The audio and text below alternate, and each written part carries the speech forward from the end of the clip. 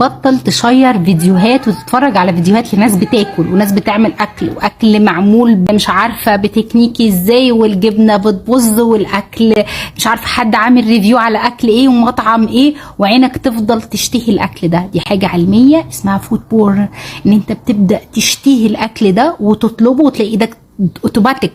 طلبت الدليفري وطلبت اكل من بره، في حين ان انت لو بطلت تتفرج على دي الحاجات دي هتبدا تستمتع باكل البيت وتحس قد ايه اكل البيت ده نعمه، واكل البيت ده مميز وعامله بطريقه صحيه ونظيفه. الحاجات دي بتخلي عينينا تجوع، وبالتالي المخ اوتوماتيك يجوع، وده اللي احنا بنسميه جوع عاطفي. فاول خطوه لو انت بتجوع بسرعه وشهيتك مفتوحه على طول، وقف فورا متابعه الناس اللي بتعمل اكل، اللي بتتفرج على فيديوهات الناس بتطبخ، الريفيوهات، المطاعم، الاكل اللي كله حلويات وسكر وجبنه والحاجات دي كلها، وقفها فورا ليك ولاولادك، لان انت كمان هتلاقي اولادك بتطلب الاكل ده وما يعرفوش اي حاجه عن الهيلثي فود او الاكل الصحي، او ان هو دايما يشتهي الاكل ده، وتلاقيه بعد كام سنه بيعاني من سمنه وبيعاني من شراهه فظيعه في الاكل.